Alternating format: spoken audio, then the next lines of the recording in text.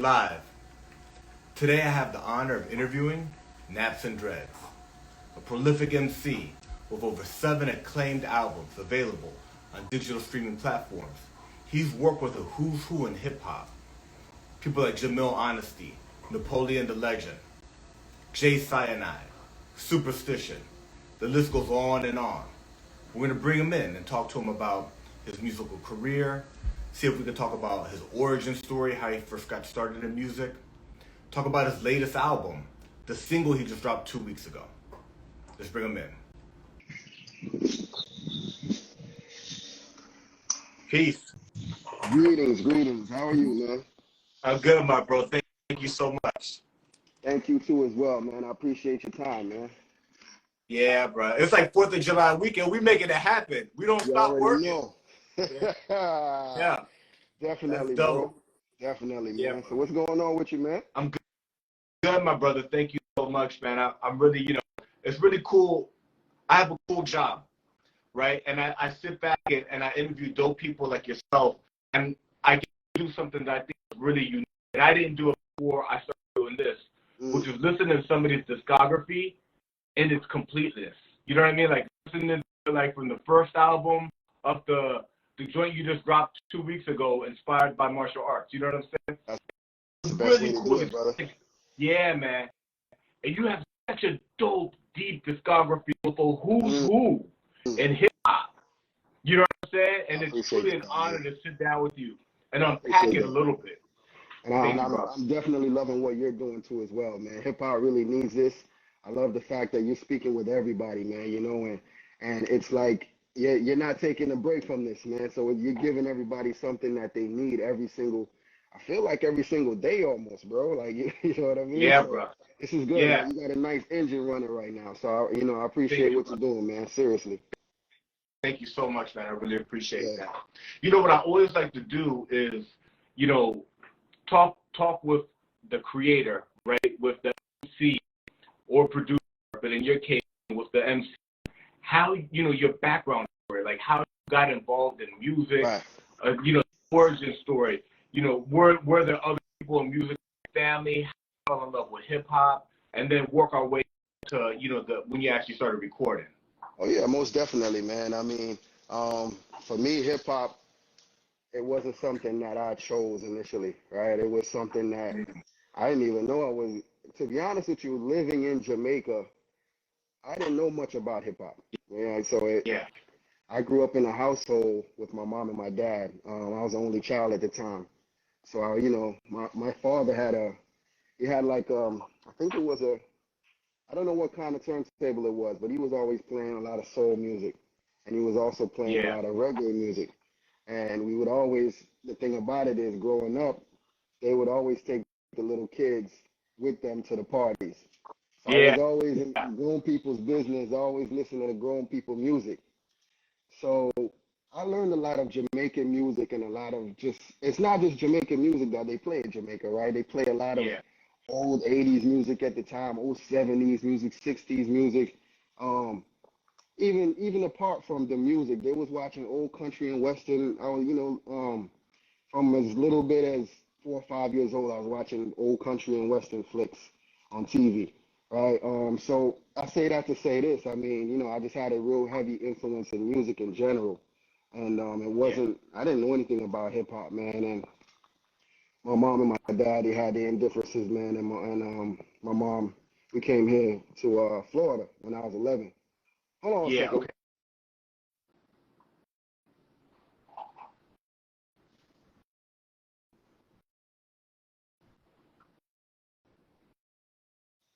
All right, I'm back. Yeah. So, man. So pretty much, by the time I came to America when I was 11, I knew a little bit about hip hop because there were some people in my family that would come down from New York and they would bring tapes. And I remember they would dub, like, it wasn't like the official tapes. It was like a Maxell tape of like Ready to Die or something like that. Tupac's All Eyes on, not All Eyes on Me, Me Against the World. So I was listening to like these dubs of hip hop music. Bell Biv DeVoe, funny enough, I know they're R&B group, but at the time, hip hop. It's really hip hop. Yeah. It had the hip hop. They had the hip hop whole vibe to it, right? So they were singing at times, but they still were rapping. So I looked at that as hip hop. So the Poison album was like something that was in heavy rotation for me when I was suddenly coming up here. Anyways, long story short, I got here, and when I was in middle school, I had some friends that, during class, like between classes, they would have like instruments, right? They would have like saxophones and trumpets. And I used to be like, man, like I want to carry something in my hand too, like that. So I asked my friend, I said, what instrument is that? And he's like, I play saxophone. And he's like, I'm in the band. I'm like, all right, cool. I'm gonna ask my mom if I can join the band because I wanna carry something around too, right? So, long story short, again, went into the band, spoke with the band director. It was already kind of like the band class had already started. Most of the kids in the class already knew the basics of their instruments, right? So I went to my mom. I told her I wanted to play trumpet, not saxophone, and unfortunately, my mom didn't have enough money to rent the trumpet. Yeah. Right? So I went back to the band director and I said my mom can't afford it, and he was like, "Well, only thing we can do is put you in the back. We'll give you some drumsticks, and you can learn how to play drums that way." So within like 2 weeks, bro, honestly, I learned how to read sheet music drums. Wow. I was playing xylophone, I was playing timpani, I was playing bass drum, triangle, like anything that was a percussion instrument, I was playing it in symphonic band, right? And then I was in a marching band, I was in jazz band, right? I mean, I don't know if you want to ask anything in between here, but I mean, that's kind of... Now, this is dope. This is so good to give so much context to the layers of physicality so that when people listen to Inspired Martial Arts or Super Brass and they see this depth of music, you know what I'm saying? It really gives a lot of context. And I'm going to layer that with the whole martial arts thing too as well, because while I'm in band, I'm also taking Wechi-Ryu, which was like, it's a form of karate, right? So I took that for a few years, and again, my mother couldn't pay for me to continue. I was actually, 2 stripes away from being a black belt. And we had to move to another location, another apartment that was paying, the rent was too much. So she had to take me out of the karate. So I was out of karate for a little bit, and I just was in band. So how the hip hop came into play now is that I'm in the back, and so everybody that plays drums, they weren't really the real preppy kids, right? They were all like the kids that was getting in trouble. So I was always back there, and I remember vividly, like, dudes was rapping. I couldn't tell whether or not if it was their rhymes or if it was they were just reciting somebody else's lyrics. Yeah. So I was just back there, you know what I mean, vibing out. And I was like, damn, man, like, they're getting a lot of attention doing this, you know what I mean? And yeah. I listened to hip-hop, you know what I mean, because I was really into Wu-Tang at the time. So RZA had this record, actually it was Jizza. He had a record on his album called, I think it was The Fourth Chamber, and it was, I think RZA was on the verse. It started off like camouflage chameleons, niggas scaling your building, the time to grab your gun now, or they got your wife. And so I spit that verse like maybe a week or so after, that cipher happened. And everybody was looking at me like, yo, like, why you ain't tell us you were man? And I didn't tell anybody that it was RZA's. Remember, we were in Florida. Right. You just like, but you got the attention you got. We're in Florida. I'm not expecting anybody to really, not even, I wasn't even trying to play anybody with what I was doing. I was just rapping. You know what I mean? At the time, I was just rapping. It was no, like, I didn't call myself a rapper. Right. I was just rapping. Right. So, like a few weeks later, some dude came up to me in the band class and was like, yo, bro, spit that verse again that you spit a few weeks back, man. I spit it again, and he was like, that verse sounds like, Fourth Chamber off of the Jizza. Oh, and I was like, yo, dude. I was like, yo, chill, man. I didn't say it was my rhyme. You know what I mean? I'm here trying to explain to everybody now. You know what I mean? So since then, I was like, all right, it's a little bit more serious than just rapping. Yeah. You know what I mean? Like, you're getting a reputation for this right now. So it's almost time for you to start maybe figuring out what to do. Right. So we had a group. I got to start writing. Yeah. We had a group called Mad Juveniles in middle school, man. And I think, well, yeah, we had everybody name started with Mad. So it was like I was Mad Foe, and it was Mad Magic, rest in peace, and then Mr. Mad, who was on. We ended up starting a group together, Inner City Legends, which is now my label right now. But between that time, like I joined Kung Fu as well, right? So I was in Kung Fu, Lee Kun Hung. It was Chole Foot was a style of Kung Fu.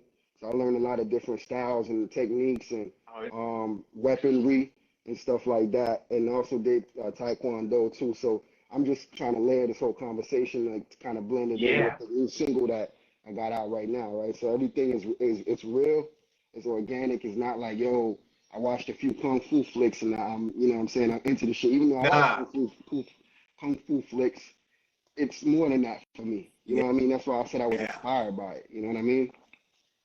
But, you know, that's how one of the loves of your life. Say it again? Like, you got hip-hop, and that's one of the loves of your life, but you also have martial arts, and that's one of the loves of your life. Yeah. Right. Yeah, man. So, I mean, you know, that was middle school, and then going into high school now is when things started to, that was when the internet first literally blew up, right? I mean, everybody, changed like, everything. this is the era where like everybody's like computers are finally available, like Windows like 93 or 92 or some shit like that. Yeah. I'm not sorry, not 92, 96, right? It was like Windows 96. So everybody was getting computers, big ass monitors and shit. And there was this thing that came out called AOL. And so obviously, you know, they were sending these little discs in the mail, and we were logging in. And I remember telling my homies, "Yo, I went online, man, and I was talking to these girls and shit like that." And he's like, "What you was talking to them?" I was like, "Yeah." I said, "What's up?" And they said, "What's up back?" And they didn't believe me, man. I had to print out the whole conversation and show it to them. You know what I'm saying? So what I'm trying to get to is that, like, you know, I started in this era of the beginning of literally internet. You know what I mean? And you had Napster, right? You had Napster, and then it transitioned to this website called rapmusic.com, which literally kind of changed my whole life because that website really showed me how to make my own music, right? How to create my own music here, you know what I mean? At home on the computer, right? Like, you know, I had people, you know, we were always speaking about what to buy, what different interfaces to buy and different things like that. So I learned how to literally engineer my own stuff based off of just them setting up battles on this website, right? So I'm pretty much known for this website that, you know what I mean? Like I was winning a whole bunch of awards and prizes and shit off of this website. And funny enough, when you come to think about the different people in this era that took place in this, that took part in battling in this website, you have people like J. Cole was on it, Hobson, Tone Deaf, Deacon the Villain, which I'm going to get to all of those guys too as well. Nestle, the battle rapper that you see now, and so there was, you know, the upbringing was really slow, but it was one that, you know, I could really appreciate because it was like a grassroots, organic type growth for me as far as hip hop, right? Because I went from not knowing what hip hop was to knowing what it was to becoming this battler, not only online but in person in the schools now in high school. Came up with my rap name because I was telling everybody my name was Naps, and they're like, they were calling me Dreads, and then they was like, when I started to mature, they was like, you don't have any dreads, bro, we can't call you Dreads. I'm like, all right, call me Naps. So then after that, entering in these battles, I just started telling people my name is NapsNdreds. So that's how the name stuck, right? So I mean, and it's just one word straight across. So I mean, I just keep it that way instead of Naps or Dreads. You know what I mean? So you know, just the upbringing altogether, bro, is just, like I said, organic. And I think that's the best way, man. Like, I mean, a lot of people, they just hit it big and quick, but they don't really know what it really takes to get to this point, or really even to just the hard work that it takes to persevere, man, and make dope music for people. You know what I mean? Yeah. No, that's really good, man. So you said the name of that website was rapmusic.com. Yeah, it's not there anymore though. They sold it's gone now. They sold it a long time ago. Yeah, they did. Yeah. Wow. Yeah, and man. so many cats like yourself, but all these other people came up through that. Yeah, like I said, I got my first record deal from someone that I used to rap with on there, called Deacon the Villain. He was Yeah. a crew member of this group called Linguist, Yeah. right? Yeah. So yeah, I gave him my demo at the time, man, and he passed it on. It's funny enough. It's funny because everything really is about connections, right, and relationships. Yeah. You know what I mean? So a lot of the people that I knew back then, I still speak to now, and some of them are even bigger than me. I wouldn't even call myself big, but I guess when Yeah. you want to talk about accomplishments and achievements Yep. in your musical career, you look at some people and you're like, wow, man, like, you know what I mean? I remember just me chopping it up with him, and I can still chop it up with him till this day. You know what I mean? Just Yeah. because of, our path along the way. You know what I mean? So Deacon the Villain passed my music on to the label, and he signed me. So we had Superstition was on the label. Yeah. October, Understudies, Cunning Linguists. I think Tone Deaf was like affiliates. Q Five Entertainment, stuff like that. They were Yeah. all like affiliated at the time. You know what I mean? So I know all of those people. Poison Pen, even Mecca from back in the day, from back then. So yeah, man. I mean, I'm happy and I'm honored to be able to share, to share relationships with people like that from Yeah. back then, man. Because you can't just develop relationships like that no more. You know what I mean? Everything is just like nobody wants to really. If I don't know you now, chances are, like, you know what I mean, like we can talk and stuff and all of that, but at the end of the day, we're all like really super grown men now. You know what I mean? And Yeah. so our circles have become really small throughout the years. And I don't know. We were family men too as well too. So Yeah. Yeah. I think that family is a big part of it too, right? It's yeah, like yeah, you're not trying to bring people around your family. You know what I'm saying? So people gotta already be vetted. You know what I'm saying? yeah, It's really hard to get through that vetting process to bring new folks that yeah. close in. You know what I mean? I built my own studio right here, man. I mean, the booth that I have right here, Yeah. and I can count on my hand how many people came in here and recorded music. You know what I mean? And it's Right. not a few, but it's definitely not more than 10. Yeah. Yeah. Yeah, Yeah. That's cool. Nah, I completely get it, man. yeah. So that was your first album, right? And that's Freshest, right? That was like on the label Freshest. Say that again. Yeah, the first album was Black Boy Jungle. That Yeah. Black Boy Jungle album never came out on the it never came out on the label because the Okay. label actually folded.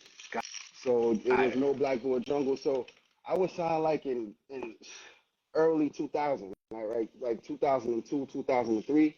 I can't remember Yeah. what's the exact date, but Right. that Black Boy Jungle album actually came out in 2010. There's literally like after I moved on from the label and everything. So Yeah. I had to put it out, man, because I had the product ready to go, but the label had so many acts on there that Yeah.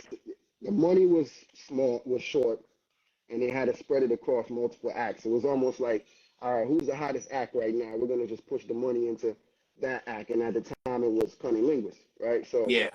that's kind of how everything was. So everybody else was kind of like sitting back, like, yo, when is it gonna be my time? You know what I mean?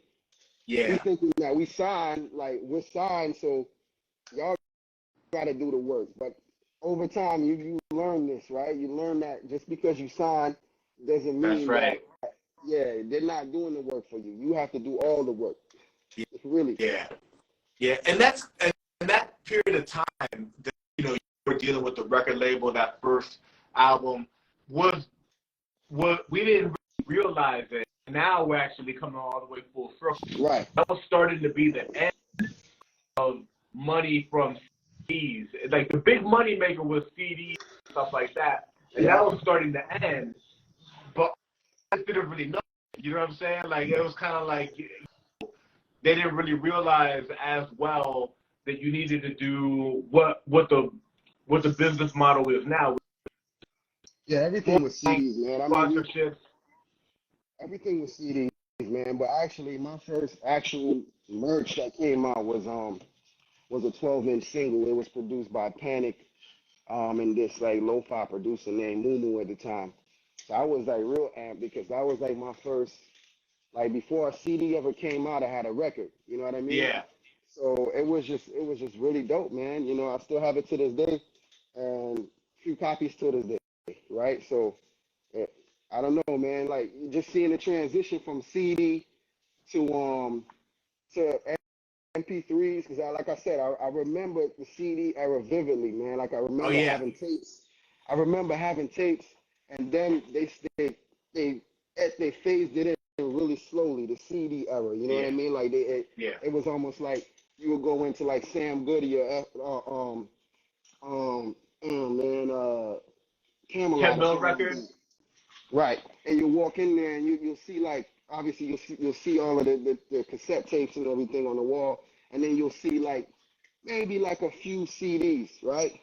Then they came out with Yeah. the CD player, right, and the non-skip CD players and everything like that, and then you had to be cool to have one of those. And Yeah. then And the CDs were more expensive. the CDs were more expensive. Matter of fact, the first CDs I ever got, man, this girl bought it for me, man. I went into my locker in high school, man. I opened up my locker and it was it's funny. It's Little Kim's first album and Foxy Brown's first album. And I always tell people I don't really like female rap. I don't really like female rappers, per I know se. what you Right? mean. Yeah. You know what I mean? Like I like them rapping, but for some reason, like I just can't take to being like a super fan. But I don't know what she was trying to do right there, but definitely I She opened up liked you, dude. That my was big love right there. That was big love. you know, that was my first two CDs ever, man. You know what I'm saying? So it was just like, yo, and I remember even getting the CD burner at the time, right? So the only reason I wanted to get into this music shit after I knew how to rap was I was like, yo, I want my shit to be on a CD. That's Yeah. it. So I learned how to make my shit on the computer, record it, and then they came out with CD recorder. CD burners, right? Yeah. So, but it was like external or something, so I had to install it externally, and I was buying the blank CDRs and stuff like that. And when I burned it for the first time and brought it to school, it was like, yo, dude, you need to start doing this shit, man. Yeah. In my head, I'm like, yo, this sounds horrible. You know what I mean? The music on this shit sounded horrible, but I Yeah. just wanted to hear my music on a CD. And Yeah. that was the whole thing that ignited pretty much everything, man, for me. Yeah. You know what I mean? That's man. So when you go on like digital streaming platforms, so we look at your discography, right? The last several years you've been killing it, album after album after album, working with dope producers, right? But then that first, we're talking about the early album, that comes out, and then there's like a little window of time. Were there other things that came out, like mixtapes and stuff that you were doing, right? Or did you kind of go into like another area? What? Talk to us about that, that kind of creative time in your life. What were you doing? So remember I told you like so I had that album Black Boy Jungle that was supposed to come out on the label. Yeah. Right? And so that was already completed. And then when the label folded, I kind of I went into like not depression, but I kind of went into like, yo, man, I'm not really with this no more because like I said, I was signed and then now I'm like, now what am I supposed to do now? You know what I mean? Right. So I was in college at the time, right? So I was more focused on doing good in college. I was in the marching band. Like I said, I'm a musician, so I continued the musicianship all the way into college. So I was a part of the Marching 100 at Florida A&M University, HBCU, down here in Florida, in Tallahassee. And so I took that very seriously. That's probably the only reason why I went to college was to be in that band. At the end of the day, that band enabled me to, I wanted to be a doctor, you know what I mean? And that I wasn't smart enough, I don't think, because I took a few courses and I failed them all. And I was like, man, I don't know if I wasn't smart enough. I just wasn't into it. You know what I'm saying? So I was like, you know what? My mom sent me up here, single mom, sent me up here. We on financial aid. I can't come up here and come back home because she ain't sent me up there to just be to be a band and be in the band. So I ended up trying to do my best up there, and during that time, I met a few producers. Odyssey was one of them. Oh yeah, I know Odyssey. Yeah. Mine was one of them too as well. Ooh. And so we did a few records together, and we ended up collaborating with people that we knew, like Moonshine was another guy from Canada that I was on his album that was produced by Lamont. So long story short, again, that album was done. Black Boy Jungle was done, but when I linked up with Odyssey and Illmind, Lamont ended up executive producing that album, and I pretty much doubled up on the songs that I had recorded. So I think that album might have had like 16 or 18 songs, and I literally re-recorded 16 or 18 more songs again. Like I doubled up again on it. You know what I'm saying? So I doubled up on the number of songs and the features too as well, because I had Thurston Howell on there. I had Kool G Rap was on there. I had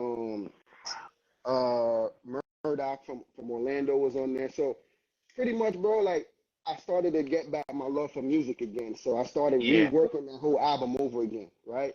And so I released that in 2010. It was supposed to come out in 2003, right? I mean, 03. Yeah.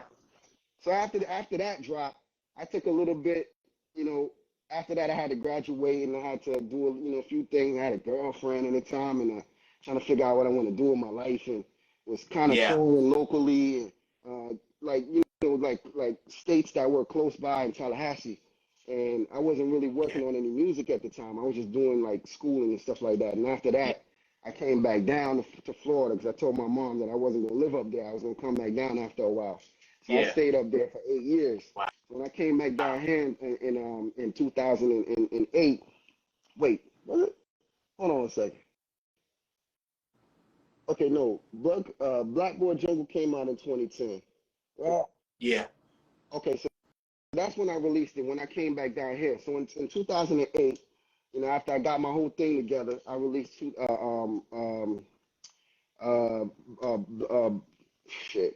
Black Boy Jungle, my bad. Yeah. Then I had some kids, bro. I had kids. Yeah. Right? So That changed everything. yeah, exactly. I had some kids, man. And then I released Blood Clot, right? So after that, Blood Clot was pretty much like the album that I would say like kind of skyrocketed everything for me and just took me like to another space of music where I was like, all right, man, I feel like I got everything like in place in my life. I would say like I'm comfortable. Like now let me just enjoy music and doing what I'm doing now. I got a full-time job and just do music. Then I meet this guy named Nottz, right? So we started speaking. But actually, no, I'm lying there because when Blood Clot came out, Nottz was already on that. So I had met Nottz like a little bit prior to 2018. So, I was on a mixtape of his that I thought it was just going to be assortment of different people. But it ended up being like Asher Roth, a big rapper Pool. Everybody that had a Nottz beat was on his mixtape, and I was like the only record that wasn't a Nottz beat.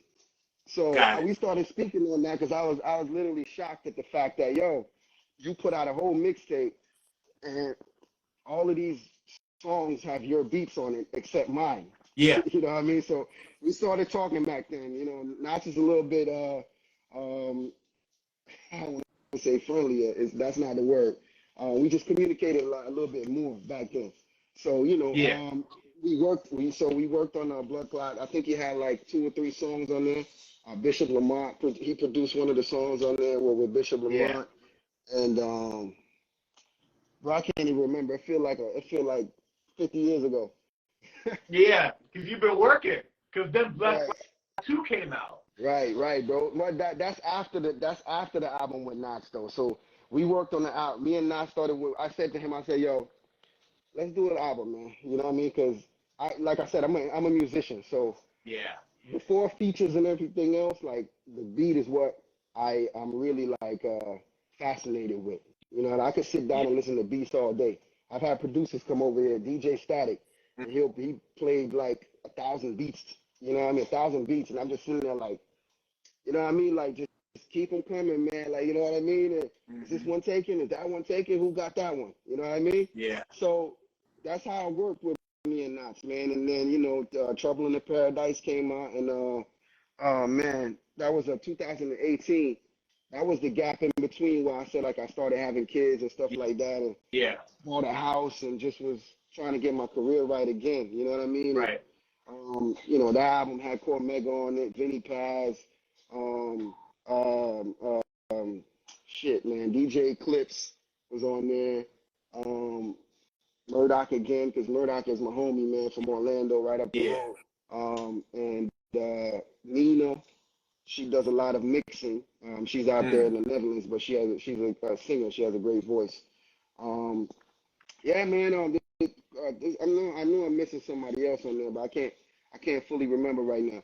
But Yeah. I don't know if you want me to go down the whole list of albums, man, because there's a whole bunch. But You got a whole lot of work. We just keep it organic, bro. We just, you know what I'm saying? But just sorry to cut you off right there. You know, like I said, everything is about relationships and engaging with people, right? So when I started working with the Nottz album and I first released Spilled Milk, Bad Seed reached out to me, and I know you interviewed him recently, right? So me and Bad Seed are like close friends, right? So we came out with an album in 2019, right after the Nottz record I did, called The Return of Biggs and Wayne, which to him, if you ask him, he'll say that's one of his favorite albums that he ever put out. And he listened to it more than I do, but and he's really dope with the concepts, right? So he came up with this concept, both of us like the movie Shot Us, right? So I was going to play Biggs and he was going to play Wayne. So that we were the cat. Hold on a second. My dog is chewing up something right here. He shouldn't be. Yeah. He came out with the concept of Biggs and Wayne, right? So we just revamped the whole movie and had a different total ending to it. So if y'all ain't heard that one, check it out, man, because I just wanted to bring that up because you interviewed him recently. Yeah. No, that's good, man. That's good. Man, you gave us like so many gems in some of it. So just to close it out, Black Boy Jungle, that original was ready back like in 2002, 2003, but then you kind of, there was the record label stuff and life. So then you get back to work, the album that comes out in 2010, how many of the tracks from 2003 are on 2010? You want to know what's funny? I think I'd probably say maybe 10 or 20%, man. Like, I'm hearing an echo in here, but nah, man. Like, I really took all the songs and I still have them too. But listen, if you think about when I first worked on that album compared to when it really dropped officially, like it was done in like '03 or '04 or something like that, and it dropped in '10. So there was a span of maturity that occurred between that time, as well as me meeting a lot of different individuals, producers, mixing engineers and stuff like that, and artists. You know what I mean? So there was a lot of things that happened within that gap that I was just like, I'm not, for my first album, I'm not gonna put this out, man. I like this joint. Matter of fact, there's a joint called "Doing My Thing." What happened was that was on the first ever, like supposed to be on the first album, like the first original album, and so it was just me rapping on there, and I ended up putting Deacon the Villain on it, and my homie that, like I told you, Inner City Legends from middle school, his name is HD. He was on there too, and another dude named Dre Day. I put him on there as well, and I called it "Doing My Thing Part 2." So when I put out the album, everybody's like, "Where's part one? Where's part one?"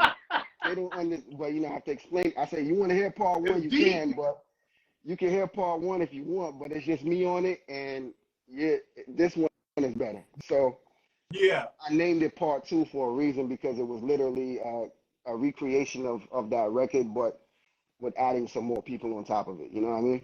Yeah. Now that's dope. The reason why I asked is because your first album, Jungle, so dope, but it was a work. Like, you worked that for a long time, and what survived the cut from the original album, made it the second album, had to be real quality. You know what I'm saying? So it's like you created a whole other album, then you took the best of another album, put it together, and made it one cohesive project, right? So like you were really, and then you were at a high level. That's why the next album that comes out, Blood Clot, blew you up. You know what I'm saying? Because you were at the top of your game at that point. And that was the first time that everybody was like, "Oh, who is this Jamaican MC?" Because I named it Blood Clot. You know what I mean? So it kind of like opened up a whole different not fan base, but like a whole, like, you had the artists, you had hip hop fans that were also reggae fans as well. Yeah. So they all kind of tuned in, or at least listened to the album because of the name alone, right? And Yeah. so naming stuff and being strategic with things is very important when you're putting out an album, man. You know what I mean? Keep things simple. Same thing with my name, right? I mean, I could have just changed it to Naps, but imagine searching for Naps on the internet. Like, you're not gonna find A me. million things. You're not gonna Right. find me. But So you got Naps and Dreads. That's yours. that's exactly it. Right, right, right. And I seen Yeah. somebody else on there with the name Naps and Dreads, but they do Nah, hair. they biting They you. do hair. Nah. They don't even rap. They do hair, man. So I'm Nah. just like, yo, man, I don't do hair. Like, you know what I mean? Yeah, now that's cool. Yeah. So what does blood clot mean? It's something I've heard my whole life. You hear it in movies, bumbo blood clot, right? What does it actually mean? Bro, it could mean a lot of things, man. I mean, Got it. it could mean like, oh shit. You Got know what I mean? Like it. blood clot. You know what I mean? Like, damn. Like, you know what I mean? Like, that's pretty much what it means. Like, damn. Yeah. It depends on how you use it. Blood clot. Right. You know what I mean? Like, you could be shocked, like, oh shit, like, you know what I mean? Yeah. That's pretty much what it means. And then there's different variations of that. You can have blow, blows on skirt, bomber ass, blood cleats. Yeah. You know what I mean? Jamaicans it's funny like that, man. Like they'll come up with a word, bro, that like it might have just had came out randomly and it just sounds funny. I mean, till this day, they have like different phrases that comes up now, and I'm just like, who the hell came up with that? Where they even come from? What's that? This is a new word somebody just came up with, and everybody knows how to say it now. Right. You know what I mean? Right. That's dope. Yeah. Language is cool. Most Yeah, that's definitely. dope. Language is cool. Yeah, man, for sure. So, yeah. So, you know, I want to kind of move through your discography a little bit and jump to the joint that visually got my attention, right? And it's your most recent project, Super Brass, right? Because I personally love that whole era That's another of Jamaica slang. cinema. Yeah. Yeah, so what does Super Brass mean? Well, I wanted to call the album Brass because that was at the time like a Jamaican slang that just means like showing off, right? So a lot of my albums is just kind of like raffing, braff. It's just a slang that just means show off in Jamaica. So I brought it to I started working with this artist and like for after the Blood Clot 2, he made the first album cover. And I know the type of person I am, if I find somebody that is genuine, reasonable, talented, I'm always gonna be cool with you. You know what I mean? Like you as respectful as well, you know, we'll stay cool. So I tend to work with people that are like that, and I will continue working with them. Like, I mean, Eddie Sancho's another one. Like, some people are like, yo, bro, like, you know what I mean? Like, let me mix this or let me mix that for you. I'm like, yeah, you know what I mean? We could do that. And I've had other people mix my stuff, but there's a certain sound that I'm looking for and try to replicate every single time I make an album, right? So unless I'm trying to make it sound better, then I move on to someone else. But if it's right, I don't need to fix it. So that's right. The artist that I worked with on Blood Clot 2, I brought him that idea that, I said I got an album called Braff. And he was like, what does that mean? It's like you know, showing off like you fly, like, you know, when you come in a party, you braffing, like, you know what I mean? And he's like, all right, he came back to me in like a week and he was like, what if you called it, what if we make a play off of Superfly.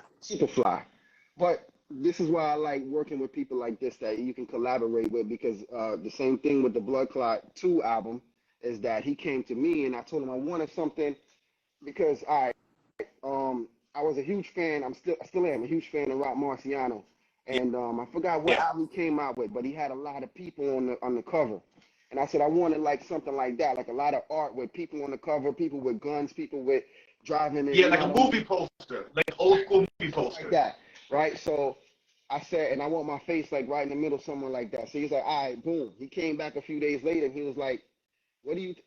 Was it him? No, it was DJ Eclipse that gave me this idea. It wasn't him. DJ Eclipse came to me and said, you should look at the Jimmy Cliff album, the harder they fall or the harder they come, something like that. Yeah. I looked at it and it was literally a guy like with like guns out, like you know what I mean. But he had like he had like a Jamaican tom on his head, right, and a whole bunch of different people on there. So he literally took that album. If you look at the Jimmy Cliff album compared to my album Blood Clot 2, it's very That's the similar. inspiration. It's very similar. That's very inspirational, right? So Yeah. I'm saying not to say to circle it back now to the brass. Now he came back and Yeah. he was like, "What do you think about the Superfly album? You can call it Super Brass." I'm like, that sounds kind of corny. Super Brass, what the hell is that? So Yeah. I hit up my brothers because my brothers still live in Jamaica. I got two brothers that still live in Jamaica, and I hit him up and I Okay. said, I'm thinking of doing an album called Brass, and they was like, yeah, we stopped saying that like last year. We stopped saying, That's I'm like, old slang. that's old slang. And, but I'm like, yo, bro, nobody's really saying it up here, man. Like, so it don't matter what y'all saying down there Yeah. right now. I'm gonna make it pop up here right now. So I gotta see the cover, man.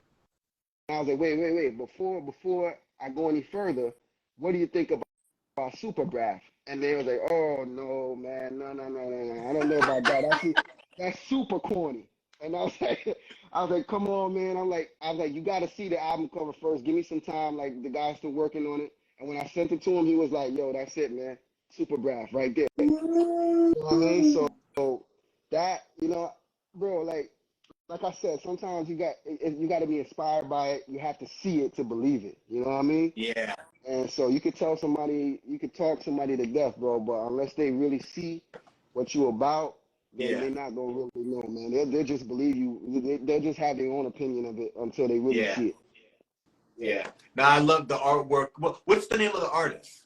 Oh, his name is Vinnie. He goes by Vince Omega. He's from France. Really talented. He does the artwork for Ill Bill, for a lot of the Stu Banger albums. He's done a lot of the Stu Banger art, right? So, man, when I find somebody good and real talented, I just stick with them, man. Like, I'm just like that, bro. Like, I'm not bouncing, and especially if you work with somebody and they're like, all right, they're timely, you know what I mean? Yeah.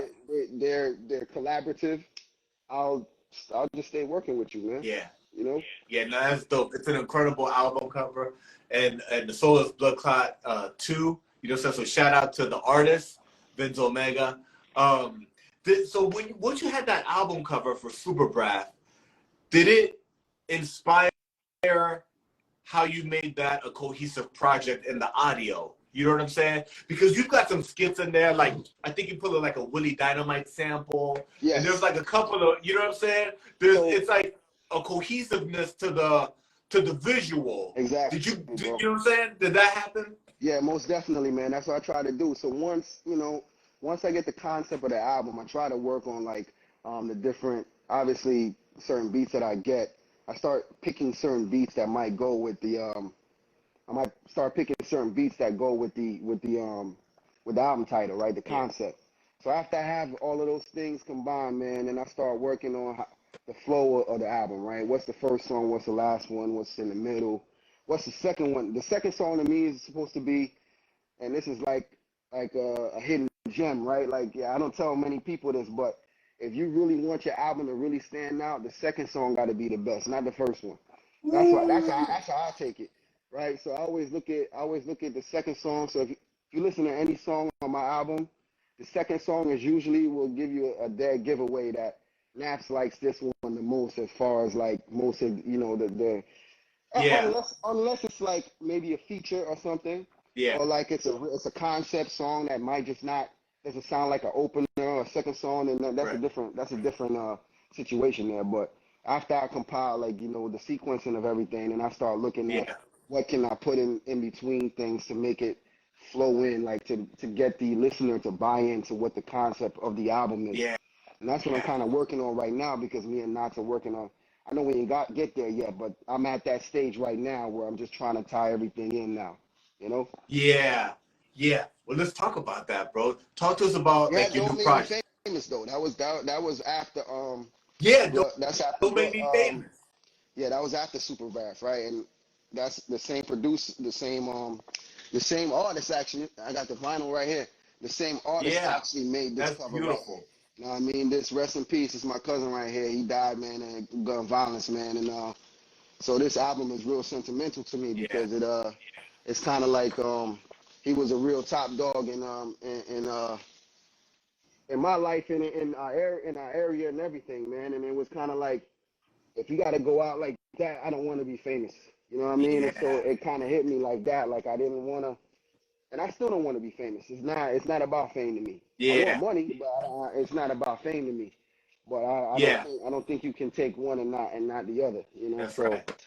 I don't know. So that's why I named the album that, man. You know, and the artist that made pretty much Blood Clot 1, not Blood Clot 1, Blood Clot 2, Blood Clot 2 and Super Braff also made this one as well. Wow. And it's also making the new Nottz record as well too. So you mentioned it right now. So that's your cousin on the album cover, it's right? Not his face. It's not his face, but it's an actual angel. It's an actual angel, right? It's not his face. You know what I mean? But it's a lot of turmoil and stuff going on on the I saw that. And there was like a shooter on the side. I was looking at it online. Right, you know, so it's kind of a little bit of a dedication to him on this man, and some of the records actually mention him and the story of what happens, you know what I mean, like briefly, you know what I mean, like yeah. That's dope, man. Thank you for sharing that. It's you know, God bless him. Yeah, for sure, man. So you know, we're working our way through your discography, right? And I think people want to hear about it, right? Talk to us about the new Nottz album. Oh man, everybody says they best work yet, album of the year and all that. I want to say all that, but honestly, I let the people say that. I'm not gonna say that. You know what I mean? But what I can say is that when I do sit down and I listen to my music, it's either I don't like it or I do like it. And so far, what I can say is from a production standpoint, quality standpoint, visual standpoint, rollout standpoint, lyrical standpoint, you're supposed to get better as you progress through your art, right? So this one right here, I feel like is top notch, A1 quality Nottz shit. I feel like I picked good Nottz beats as well. So it's gonna be a lot of creative beats that a lot of people might not have like thought Nottz might have produced that. You know what I mean? Like I don't just pick like generic like just give me a beat that I can just dance to or some shit like that. Right. Like, I have that as well, but it's just a lot of different beats on there that sound unique, but still have that quality that just sounds just like Nottz. You know what I mean? And kind of like a perfect marriage musically when, you know, working on this album right here. Like we already know what we like right now. You know what I mean? We already did an album already. It's not much features on this one. Not much features on this one. There's only two MCs on this one.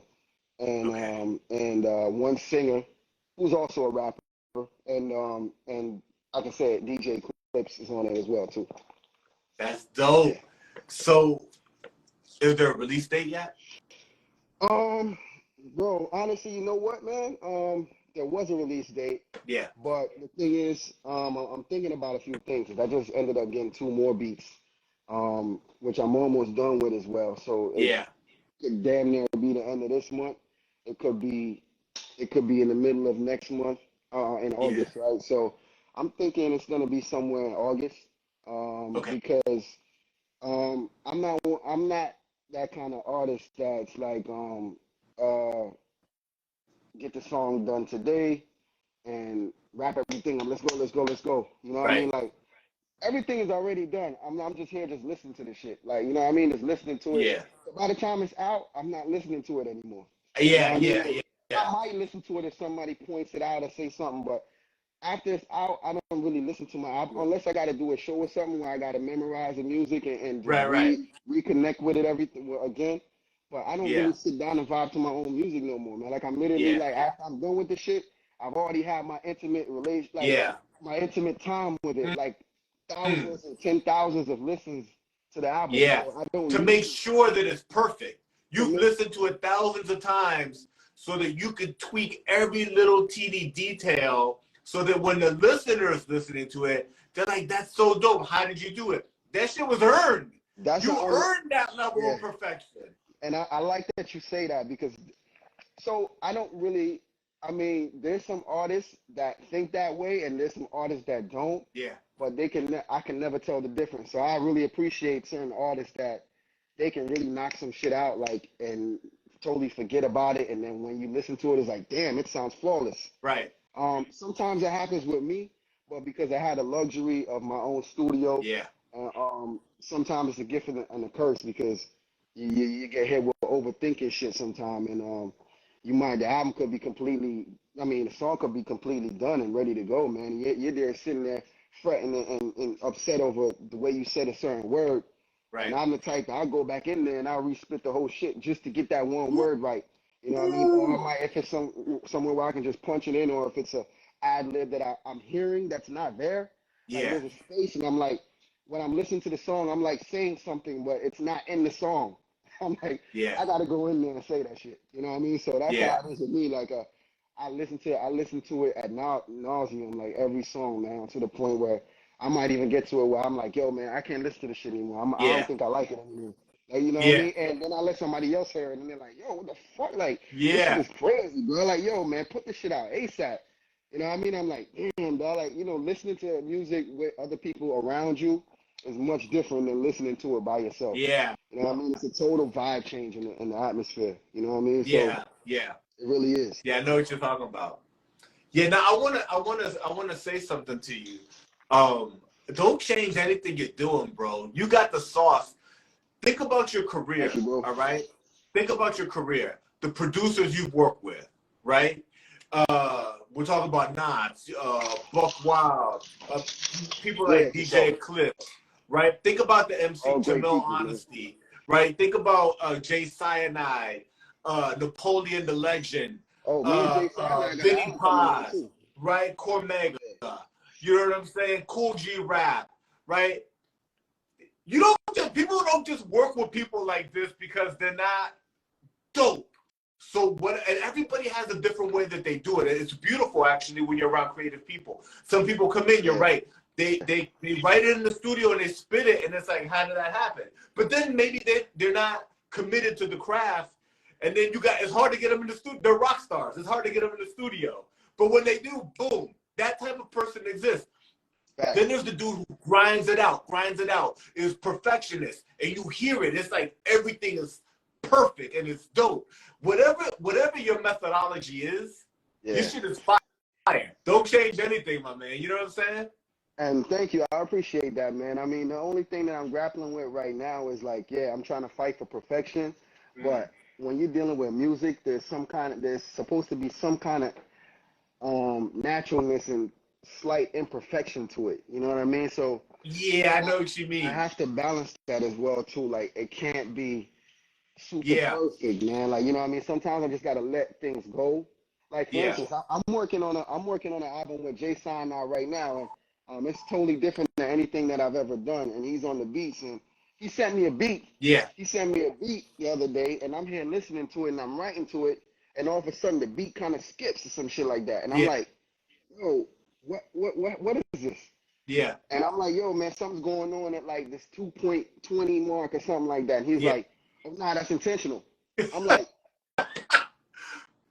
I get it. Yeah. I get that shit. I'm gonna do something work it now, into the song. and I'm gonna do something now when that part comes up to make this shit just sound like, when the listener hears it, they're gonna be like, wait, hold on, rewind that back. Was that a mess up, or was that, you know what I mean? I was like, oh, that's, so that, you know, some artistic shit, man. You know what I mean? And so a lot of that artistic shit is obviously it's interpretive, how you interpret it, but it's also that it's that naturalness of it too, like imperfection of it that makes it perfect.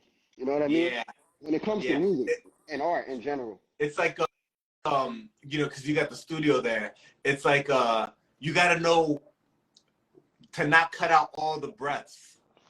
You know, bro. But that part is such a science. But let me tell you, I've been rapping for so long. When I send my acapellas to anybody, they don't have to cut out the breaths. Like, it's just something weird, bro. Like, I don't know where it came from, but when I spit my verses, there's none of that stuff. Oh, really? There's none of that stuff in there. My voice projects, my voice cuts through the microphone. So if it is, it's probably like maybe in the beginning of the verse, Yeah. like right before I come in, I take like a good breath and then I'm going in. But in general, bro, like things like that, it's like you really see that in the beginning. And I want to say beginning, like people who's just getting in front of a microphone for the first time, Yeah. or for a good amount of time. Like after a while, you kind of learn how your voice is and your style, and it naturally comes out. Like you know what I mean. You don't have to feel like you're trying to fight for air when you're rapping. You know what I mean? Yeah. Unless physicality is a part of it too. If I was a bigger dude, Yeah. sometimes bigger dudes breathe more. You know what I mean? They need more air for their body. So Yeah. yeah. That's good. The what are you recording on? Oh, wait, what you mean? Oh, What what are you program talking about? Like, do you use? well, I'm working on Pro Tools, right? Pro Tools. Yeah, I just use Pro Tools, man. Yeah. And I have a Rode NTK microphone. Everything to me is not what you have. It's really, cause that's why I said, like, I work with a lot of different people, like Eddie Sancho. So, and Eddie Sancho used to live down here. So I would, meet up with him every now and then and listen and see what he does in the studio. And it's not about what you have, bro. It's really how you know how to use what you have. Yeah. So you could never tell, like, I mean, and my equipment is pretty professional, I would think. Yeah. But it's not the equipment that makes it sound what it sounds like. That's It's right. really the person that's mixing it, or even you yourself, how you know how to manipulate the tone of your voice when it Yeah. comes out. You know what I mean? And you're not like blah, blah, blah, blah, in the microphone and shit. You're not over distorting your vocals when you send it off to get it mixed. You know what I mean? You're leaving a lot of headroom so that they can make it sound pristine. Like the raw vocals gotta sound already good. Yeah. So that's how I look at it, man. Like, just keep So everything A1 before it even gets shipped out, and just take your craft seriously, and the quality of things will just work out. yeah. Yeah. That's dope, man. There's one question I have for you that I wanted to make sure I cover before we wrap up, Yeah. and it has to do with I think something that's not brought up enough in hip hop, and I think you're a really interesting person to talk about this subject with.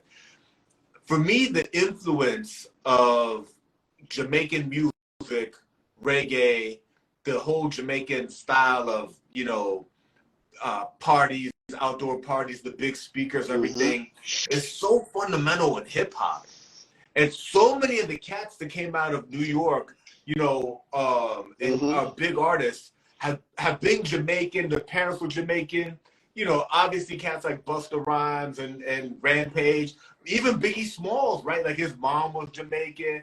And if not Jamaican, then West Indies, right? Yes. But specifically Jamaican. Right, for sure. Jamaica's got a flag right there. You Most know what I'm definitely. saying? I got a song called Homage, man. Sorry to cut you off. I got a song Yeah. called Homage that like it's off of the Blood Clot 2 album, man. I think it's track 2. It's produced by Dirty Diggs. And I'm mentioning everybody that's influential from a Jamaican standpoint, right? So everybody in the hip hop, starting from Kool Herc, like you mentioned, Biggie Smalls. I mentioned like I don't know, man, over like 15 different artists Yeah. in that record itself. So that song's pretty dope. But you make a good point as far as Jamaica was literally doing all of these things that not even what you see now, but obviously back in the 80s and stuff like that. They were already doing that. Stage shows, battles, which they call clashes back then. They were already doing that on stage, freestyling. A lot of these artists, they didn't have anything written. They literally just went in there. And the thing about it is that they weren't rapping 16 bars. They were literally, they'll come up with 8 bars and they would just say that shit over and over again. And it's I mean? singing, right? It was more singing. You could stretch it. They might sing it, but the verses was not long and complicated like how we're doing it in hip hop now. Yeah. There's no 32 bar verses, no, 64 bars of death and no shit like that. Nah, it was literally.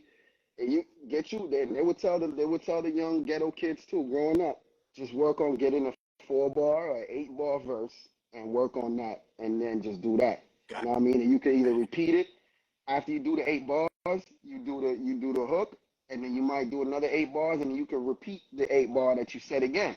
Yeah. And nobody was sitting here saying there was no rules to this shit. You know what I mean? Yeah. It's no like, oh, you repeated a word or you did a verse, you know what I mean, and you said that verse again. You're not supposed to do that. It was not. It was. It's all about the vibe of it. You know what I mean? Controlling the crowd and how the crowd felt. Most of the time, the crowd wanted to hear the verse come back around again, Right. anyways. You know what I'm saying? So at the end of the day, I mean, you know, growing up, that's what I learned. You know what I mean? In Jamaica specifically, man, a lot of artists, man. It's not about 16 bars. It's not about 32 bars or 8-ball hooks or anything like that, man. It was see, what up, kid?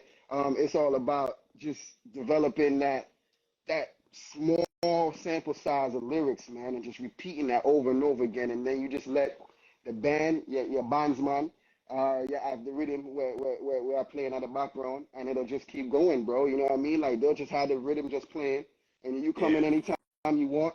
Somebody comes in, you want to clash them, you know what I mean? And then you might spit the same shit that you said, you know, in a song. You know, you might just be singing a song, and you'd be battling somebody, but you singing a love song or some shit. Yeah. you know what I mean? But the crowd want to hear that. You know what I mean? Yeah. So that's how it was, man. And then the big sound systems, we had all that shit, man. Like Kool G was the one that brought that to New York. You know what I'm saying? Yeah. Right. So we had all the sound system. To this day, when I go to Jamaica right now, I remember the last time I went. I came home from a club. I was already tired of listening to music. I'm here lying down in my bed, and it's like 5:30 in the morning, and I'm hearing. It must have been like 2 blocks down, and it's just like it wasn't even a club. It's like a gas station, and there's like a sound system right there, and there's somebody playing music. And I'm like, yo, the sun is about to come up, and there's music playing. What the fuck is going on here? Right. You know what I mean? They haven't stopped yet. Walking and hearing birds chirping and hearing music, loud music playing in the distance, like not from a house, like out on the street. You know what I mean? So, I just think people gravitate to that. You know what I mean? They gravitated to that kind of culture, and they gravitated to that sound, man. And it was I think it was inspiring, and you know, I think New York was a place that was hungry for that at the time. You know what I mean? And they literally took that and ran with it, man. Like it really took that. And New York is a place, like, from what I know, right? I'm not from New York, but everybody's kind of like compact in. So, and there's obviously a lot of people from different Caribbean islands and stuff like that. So when that sound came in, it brought everybody together. You know what I mean? And that's what music does, man.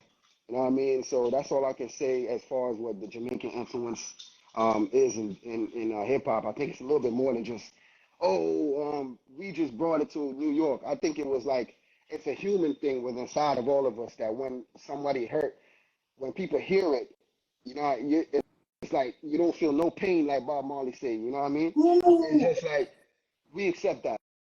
We want more of it. You know what I mean? And so I think that's what it was, man. And people just took that. People were already talented and creative, and they just took that whole style and that whole vibe and culture and just brought it to life and made it their own. Yeah. So that's what. And shit, like I told you, man. When I was in Jamaica, I didn't know nothing about hip hop. You know what I mean? So, you know, so I can appreciate both, man. You know, most definitely. Yeah, they definitely know hip hop. I think is definitely very original in its sound and what it did, and it's crazy that it took hip hop so long to be born, because it's like they sample other records, right? So they're finding breaks, and then they're rapping, and it's like how were cats not rapping? And you know, you could find some dudes rapping in 1940, right? But it wasn't a thing like it became. You know what I'm saying? Things were so primitive back then, bro. Like, I mean, there was no like real like super serious beat machines or anything. Like they were making the beats on the vinyl itself. You know what I mean? So you could just get on the microphone and somebody can hold a beat or a loop for a little bit, man, and you can say what you want to say on there. Yeah. That's all it took, man. So everything evolved from that type of, I would say, just creativity. You know what I mean? That's what it was, creativity, right? I mean, you made something out of nothing. You know what I mean? Right. And I think that's the beauty about all of this right now. Right That's now, dope. we have everything in the world. We got everything in the world to make music, and some niggas still don't know how to do that shit. You know what I mean? I went to niggas' cribs, and they showed me, they got all these turntables. They got about 3 or 4 beat machines. I'm like, let me hear a beat, bro. Or I'm just he hitting the snare drum, he hitting the bass drum, but he ain't got no beat. I'm Right. like, man, bro, what you doing in here, man? Like, dog, you got all this shit in here, but you don't got you have nothing. You know what I'm saying? So you just showing off to me, man. Like, you know what I mean? Yeah. Like, just They like the way it give me looks. one thing, bro. Just give me one. You know what I mean? That's good. But just keep it simple, man. You know what I mean? Everything came from simplicity, man. And I think, you know, love that, man. Yeah. You said they had nothing and they made something out of nothing. Yeah, facts. That's dope. True. That's facts. That's man. dope. Yeah. Yeah. For sure. Bro.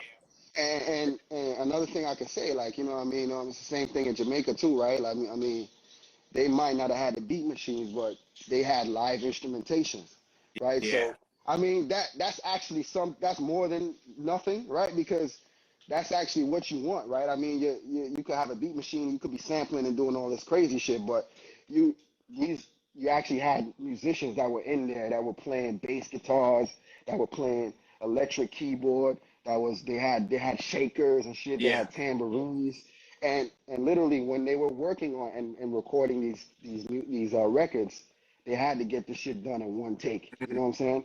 Most of the time they had to get it done in one take. You couldn't sit there and mess up on a note. You know what I mean? So they was rehearsing and everything before they got in the studio. Yeah. You know what I mean? Yeah. So that's what bringing it back to the whole keeping it natural, right? You want it to sound natural. You want it to sound like it. You know, music is an art, so art has to feel natural, not robotic. You know what I'm saying? And, I think that's where a lot of that sound in Jamaica came from, man. Like, there's a lot of musicians with not much to work with, but they found a way. You know what I mean? And everything travels. Yeah. No, I love that, man. Thanks for expanding on that. I think that's a topic that I care a lot about, which is real quick. You know, quick. Hold on. Yeah. King, we talked about rap music, right? So you see the boy King Arthur's in here. Yeah. He's from rap music as well. So I just want to say it was no slouches back then, right? I mean, you might say, you know, I mean, y'all niggas was rapping on the internet, but like I said, we had J. Cole on there, we had Hobson on there, we had a lot of people on there, man. That, you know what I mean? That went on to do bigger things. Want to do big things. You know what I mean? So it's all about your beginnings, man. I never chose how to start, man. Yeah. You know what I mean? So, but you got to start somewhere, though. You know what I mean? Yeah. Yeah. No, I've been a lot of people in the comments. Shout out King Arthur. Shout out Bad Seed. You know what I'm saying? I saw New Vegas on here. Shout out everybody that's been jumping in and showing love.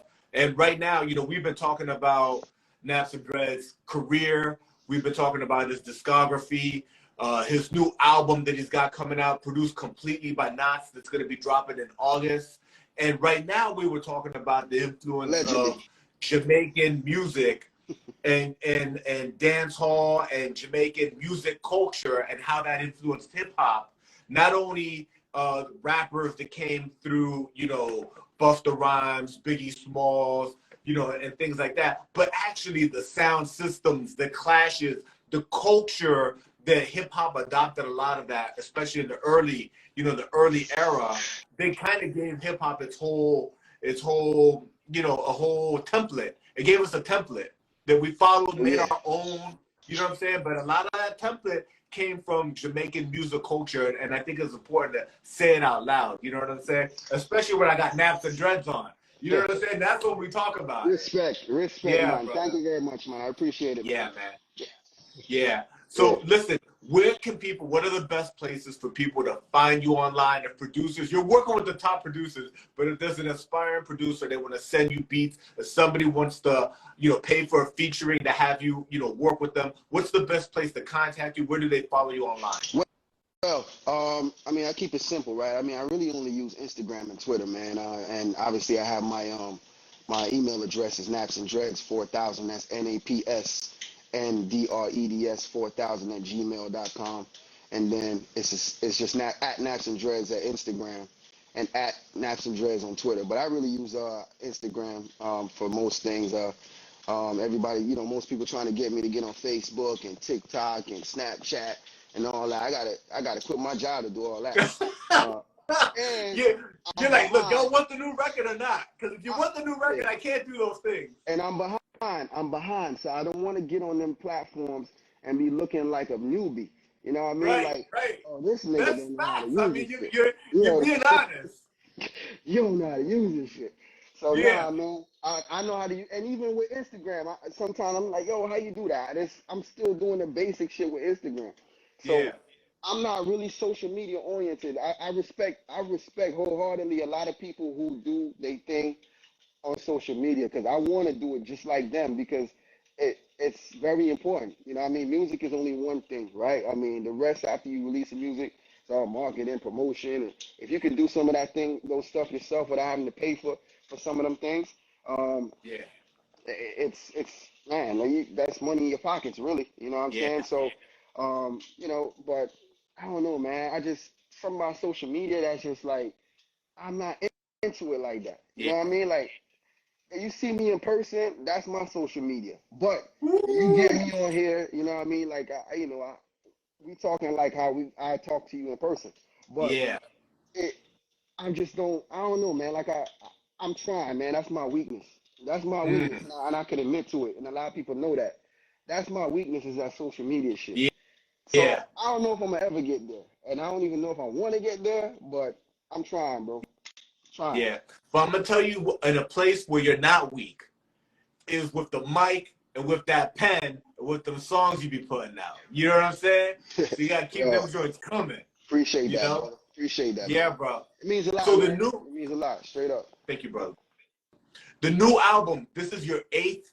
Is this your eighth studio album? Shit. I think so, man. I mean, me and C got, like I said, we got that album together with the return of Biggs and Wayne, right? So that I think that's a collaborative album, but that's still considered an album to me. So I think this is either my seventh or my eighth, man. Yeah. You know, what I mean, I got a few mixtapes that came out too as well. I don't know if you want to count those, but Yeah. and then I got songs that just ain't never came out, singles that just Yeah. never been an album. So it's just a whole host of stuff that just been out, man. So Yeah. I think it is my seventh or my eighth, though. Yeah. That's dope. That's dope. And And more to as we come, begin to, more to happen too, more to happen, man. yeah. And as we begin to wrap, I want to make sure that we plug that album so that everybody that's online right now, we talked about it earlier, right? But the new album is completely produced by Nottz. Yeah. And you've picked beats that people may not have thought that he produced them because they're a different type of sound. And it's ready to go, but you keep getting more heat and writing more heat. So the album is ready, but you're adding some gems. But you're looking at an August release for the new album. Does the album have a name? It has a name. I'm not ready to release it yet That's because good. I don't know if people know me too well when it comes to this music stuff, but I'm very like I with my music I feel like it's like I'm making a baby and shit. You know what I'm saying? So I Yeah. gotta fuck the music first, and then once the baby's born and we put some clothes on that motherfucker, then I let people know, okay, this is what it is. This how many songs. These are the features and stuff like that. Sometimes I give a few hints with the singles and stuff, but yeah, there is a title for it. There's a concept for it already. The Yeah. songs are pretty much done, but it's I'll be releasing. So put it this way, I got another single coming out. Um, Okay. another single coming out in a few weeks, and a video. And so it's like a whole rollout with what I'm Yeah. trying to do. So by that time, I say within three or four, another 3 or 4 like weeks, that information will be out there. Okay. It's not confidential, but it's just for my entertainment. You know what I'm saying? Like Yeah. once it's out there, it's like like you know what I mean? Like now I gotta answer to people and shit. You know what I mean? Or now I'm Explain it. rethinking whether or Yeah, not explain now it I'm more. rethinking whether or not I like it. You know what I mean? Like so I gotta Yeah. just let it fly and then just yo man, y'all just had that shit, man. I'm on to the next shit. You know what I mean? Yeah. Yeah. I do. And like I said, man, everybody's got their approach and methodology. Yeah, You know what I'm saying? So yeah. what did it say? Nah, I'm laughing at C, man, because he know exactly what I'm talking about, man. Like, I speak with his brother all the time, man. So he know, man. He's funny, man. Yeah. Yeah, That's dope, man. And it's dope that Bad Seed's on here. that's my boy. My bro, thank you. Thank you, my Thank brother. you too, Thank man. you for Yo, this time. yeah. Same here though. Same here. Thank you, bro. This is Thank my you for first. this This is my time. first interview. This is my first interview since my last album. So Wow. Yeah, and I don't really do lives. You know what I'm saying? Yeah. Like I think the last time I did a live, I let everybody know that I was coming out with a single and I was working on a Nottz album, but I don't really do lives too much. I need to, man. I need to clean up my act and get right, man. But I don't know, man. I don't know. Yeah.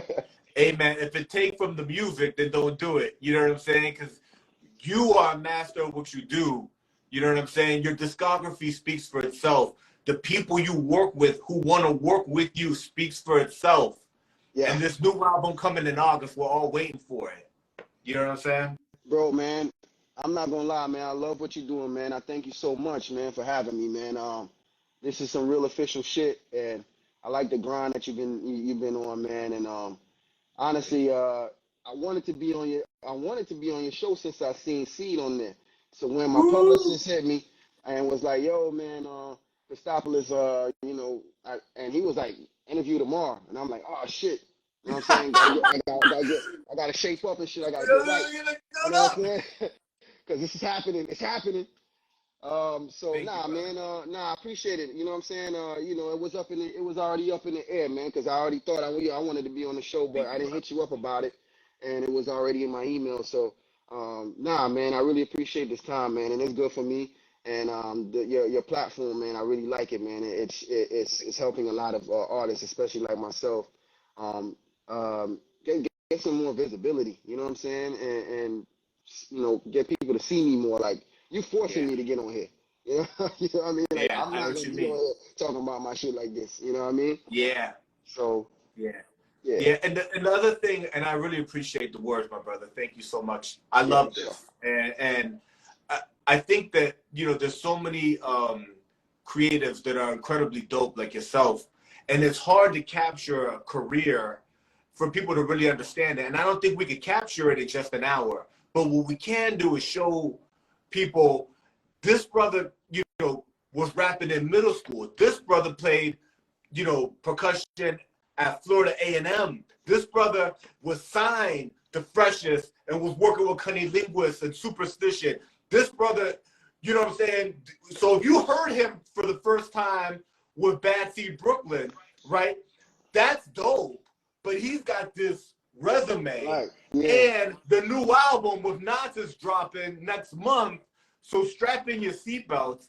And I think that that's really dope to do because we got to tell our story. You know what I'm saying? Most definitely, man. And we just getting better. And the good that you made a good point. The good thing about keeping this thing going is that you release an album tomorrow, but then after that, like everybody else is going back. Like the listeners are going back, and they don't know who you are. They're going back to listen to see what you did Yeah. previously, and then they're like, Yeah. oh shit, like the fuck, you know what I mean? They kicking themselves now, cause they're like, yo, man, how where this guy been at? Like, you know how many posts I've seen, man, where it's like, yo, matter of fact, it was DJ Eclipse. That's how I know DJ Eclipse. Like he made a Twitter post, and he was like, how the fuck I ain't never heard of this guy before? You know what I'm saying? I'm like, Wow. the world is so vast, bro. Yeah. Everybody's working on music now. You know what I'm saying? And it's like, yo, like when your shit get in the right hands of people sometime, and DJ Static, what up, man? That's my homie too, right there. When What's it up? gets in the hands of the right people, man, like, and they really hear your talent, and they shocked because they're like, how how I don't know about this guy? Like, Yeah. what's wrong with me? You know what I'm saying? And I'm hearing that, sometimes when I hear new artists too. But most of the time when I hear new artists, they're like, they just came out like 2 years ago. You know Yeah. what I'm saying? So I'm like, damn, nigga, how you nice? You just came out 2 years ago. I wasn't Right. nice like that. You know what I'm saying? So respect to the new artists too. And but like I said, man, like I've been doing. We spoke about this. We've been doing it for a while. So most people who hear me, they go back and they're like, damn, like what the fuck? You know what I'm saying? Yeah. I never heard this nigga before. Yeah. You know what I mean? And so it's good, man. It's always good to keep on going, man. You know what I mean? Because you never know who's gonna listen, who's gonna hear you. You That's know, so right. that's how I always think of it, man. Other than the fact that I love music to death. You know what I mean? Yeah. It's in your blood. For sure. That's beautiful. New NapsNdreds album dropping in August, completely produced by Nottz. It's going to be a banger. We know that already. We're eager to hear it. My brother, thank you so much. Yo, bro, thank you too, man. Thank you, man. Have a great night, bro. Thank you, man. Thank you, brother. Salute. Peace.